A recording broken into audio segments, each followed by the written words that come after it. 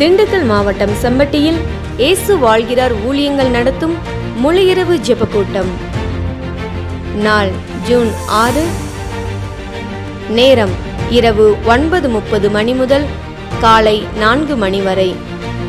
தேவ செய்தி மற்றும் ஜெபம் சகோதரர் எல் வின்சென்ட்ராஜ்.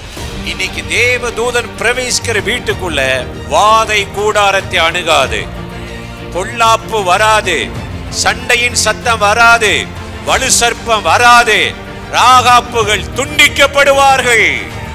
சொல்லுங்கள் அல்லேலூயா. சகோதரி கலா வின்சென்ட்ராஜ்.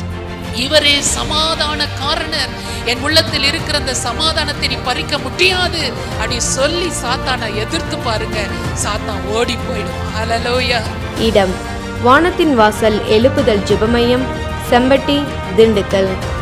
தேவ பிள்ளைகளே, இந்த முழுஇரவு ஜெபத்தில் கலந்து கொண்டு தேசத்தின் எழுப்புதலுக்காகவும் குடும்பத்தின் ஆசீர்வாதத்துக்காகவும் இணைந்து ஜெபிக்க உங்கள் யாவரையும் அன்போடு அழைக்கிறோம். மேலும் விவரங்களுக்கு கீழே உள்ள தொலைபேசி எண்ணை தொடர்பு கொள்ளுங்கள்.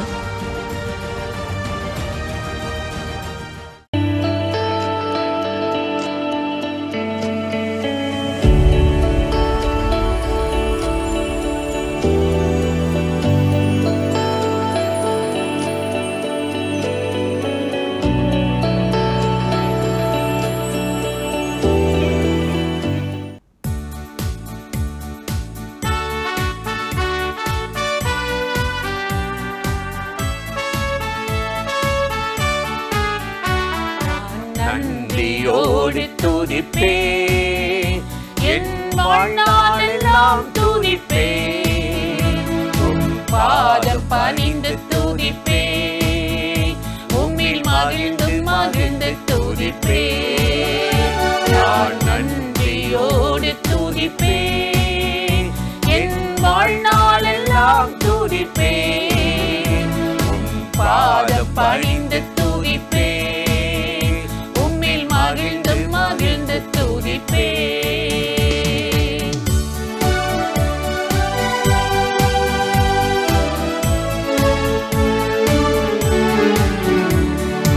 செய்த நன்மை கோடி, அதை சொல்லி முடியாதையா. செய்த நன்மை கோடி, அதை சொல்லி முடியாதையா. அதை நினைத்து நினைத்து நெஞ்சம் நன்றி சொல்லி மகிழுதையா. அதை நினைத்து நினைத்து நெஞ்சம் நன்றி சொல்லி மகிழுதையா. நான் நன்றியோடு துதிப்பேன், என் வாழ்நாளெல்லாம் துதிப்பேன். உம் பாதம் பணிந்து துதிப்பேன், உம்மில் மகிழ்ந்து மகிழ்ந்து துதிப்பேன்.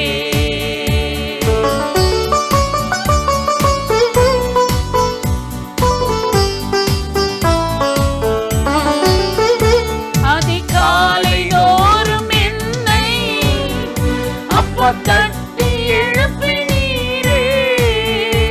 அதிகாலை தோறும் என்னை அப்பா தட்டி எழுப்பினீரே. தினம் புதிய கிருபை தந்து உம்மில் மகிழச் செய்தீரையா. தினம் புதிய கிருபை தந்து உம்மில் மகிழச் செய்தீரையா.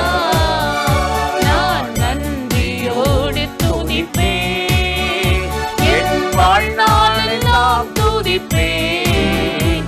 உம் பாதம் பணிந்து துதிப்பேன், உம்மில் மகிழ்ந்து மகிழ்ந்து துதிப்பேன்.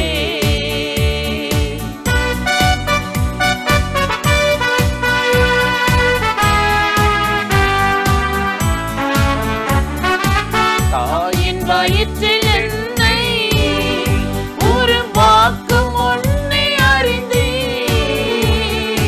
தாயின் வயிற்றில் என்னை உருவாக்கும் உன்னை அறிந்தேன்.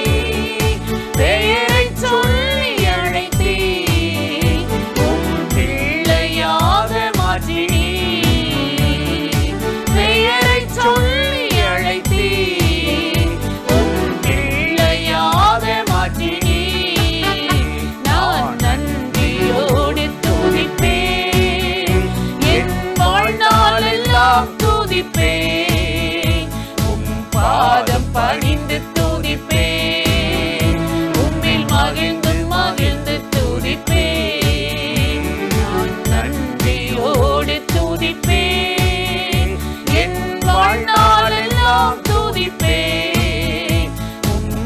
பாதம் பணிந்து துதிப்பேன், உம்மில் மகிழ்ந்து மகிழ்ந்து துதிப்பேன்.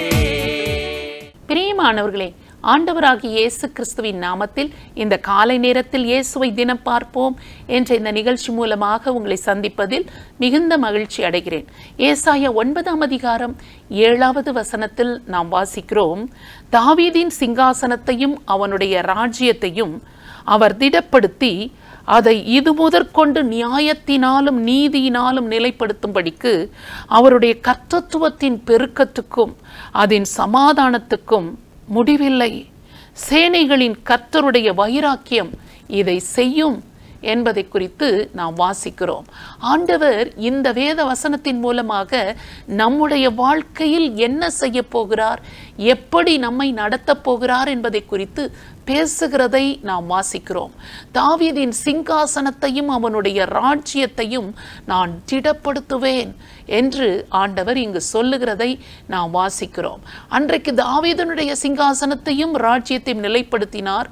இன்றைக்கு நம்முடைய வாழ்க்கையை ஆண்டவர் ஸ்திரப்படுத்தி அதை திடப்படுத்தி நம்மையும் அவர் ஆசீர்வதிக்க வல்லவராக இருக்கிறார். அது மாத்திரமல்ல, அவர்களை நீதியினாலும் நியாயத்தினாலும் நான் அவர்களை நிலைப்படுத்துவேன் என்று அவர் சொல்லுகிறார். நம்முடைய வாழ்க்கையில் எத்தனையோ அநீதிகள் இருக்கிறது, நாம் நியாயமாய் நடந்து கொள்ளாத நேரங்கள் இருக்கிறது. இந்த மாதிரியான சூழ்நிலைகள் எல்லாவற்றையும் நம்மை விட்டு அப்புறப்படுத்தி நீதியினாலும் நியாயத்தினாலும் நம்மை ஆண்டவர் நிலைநிறுத்த அவர் வல்லவராக இருக்கிறார். அவர் நிலைநிறுத்துவேன் என்பதாக அவர் சொல்லுவதை குறித்து நாம் வாசிக்கிறோம். அது மாத்திரமல்ல, கர்த்தத்துவத்தின் பெருக்கத்துக்கும் சமாதானத்துக்கும் முடிவில்லை என்று அவர் சொல்லுவதை நாம் பார்க்கிறோம். கர்த்தத்துவத்தின் பெருக்கம் என்று சொல்லுகிற போது ஆளுகையை குறிக்கிறது. கர்த்தத்துவம் என்றாலே ஆளுகை. அவருடைய ஆளுகையின் பெருக்கம் என்றால் அவர் நம்மை ஆளுகை செய்கிறது மிகவும் அதிகமாக இருக்கும். நம்முடைய சுயம், நம்முடைய மாமிசம், நம்முடைய விருப்பம் அங்கு மேலோங்காதபடி கர்த்தத்துவம் தான் பெருக்கமாக செயல்பட போகிறது. அது நிமித்தமாக சமாதானத்துக்கு முடிவே இல்லை. எவ்வளவு அருமையான வாக்குத்தத்தத்தை ஆண்டவர் கொடுக்கிறார். இது மாத்திரமல்ல, சேனைகளின் கர்த்தருடைய வைராக்கியம் இதை செய்யும் என்று அவர் நமக்கு வாக்கு கொடுக்கிறதை நாம் வாசிக்கிறோம். இதுவரைக்கும் நாம் அப்படி திடப்படாதவர்களாக, நிலைப்படுத்தப்பட்டவர்களாக, சமாதானம் இல்லாதவர்களாக நாம் எத்தனையோ வேதனையின் பாதையில் கடந்து போயிருக்கலாம். கர்த்தத்துவம் நம்முடைய வாழ்க்கையில் பெருகி இல்லாமல் நாமே நமக்கு விருப்பமான பாதையில் நாம் போயிருந்திருக்கலாம். ஆனால் இனி அப்படி இருக்காது. தேவனாகிய கர்த்தர் கர்த்தத்துவத்தின் பெருக்கத்தையும் அதை அதிகப்படுத்தி, தன்னுடைய ஆளுகையை அதிகப்படுத்தி, சமாதானத்துக்கு முடிவே இல்லாதபடி நம்மை அவர் ஆசீர்வதித்து மேன்மைப்படுத்த போகிறார். நம்முடைய சிங்காசனத்தையும் ராஜ்யத்தையும் அவர் திடப்படுத்தி நீதியினாலும் நியாயத்தினாலும் நிலைப்படுத்தி நம்மை ஆசீர்வதிக்க போகிறேன் என்பதுதான் ஆண்டவருடைய வார்த்தை சொல்லுகிறது. அந்த ஆண்டவரை நோக்கி நாம் இப்பொழுது ஜெபிக்க போகிறோம். என்னுடைய வாழ்க்கையில் சேனைகளுடைய கர்த்தரின் வைராக்கியம் இதை செய்யட்டும். ஆண்டவரே, தீவிரமாய் நீர் செய்ய வேண்டும் என்று இந்த ஆசீர்வாதமான வார்த்தைகளை எங்களுக்கு கொடுத்திருக்கிறீர். இந்த வார்த்தையின்படியே எங்களை ஆசீர்வதியும் என்று ஆண்டவரை நோக்கி நாம் இப்பொழுது ஜெபிக்கலாமா? பரிசுத்தமுள்ள நல்ல தகப்பனே, இந்த அருமையான நேரத்திற்காக நாங்கள் உம்மை நன்றியோடு ஸ்தோத்திரம் பண்ணுகிறோம். தாவீதுக்கு அளித்த நிச்சயமான கிருபைகளை நான் உங்களுக்கும் தருவேன் என்று நீர் சொல்லி இருக்கிற உம்முடைய வார்த்தையின்படி எங்களை ஆசீர்வதிக்கிற உம்முடைய தயவுக்காக, அன்புக்காக உமக்கு நன்றி சொல்கிறோம். தாவீதுடைய சிங்காசனத்தையும் ராஜ்யத்தையும் திடப்படுத்துவேன் என்று சொன்னது போல எங்களுடைய வாழ்க்கையையும் நீர் திடப்படுத்துவதற்காக உமக்கு நன்றி சொல்கிறோம். ஆண்டவரே, இதுவரைக்கும் எங்களுடைய வாழ்க்கை நீதி நிறைந்ததாக இல்லாமல் இருந்திருக்கலாம். ஆண்டவரே, இப்பொழுதோ நீர் நீதியினாலும் நியாயத்தினாலும் நிலைப்படுத்துவேன் என்று எங்களுக்கு சொல்லி இருக்கிறீர். அது மாத்திரமல்ல, கர்த்தத்துவத்தின் பெருக்கத்துக்கும் சமாதானத்துக்கும் முடிவில்லை என்று சொல்லியிருக்கிறீங்க. உம்முடைய ஆளுகையின் பெருக்கம் எங்களுக்குள்ளே உண்டாகட்டும்.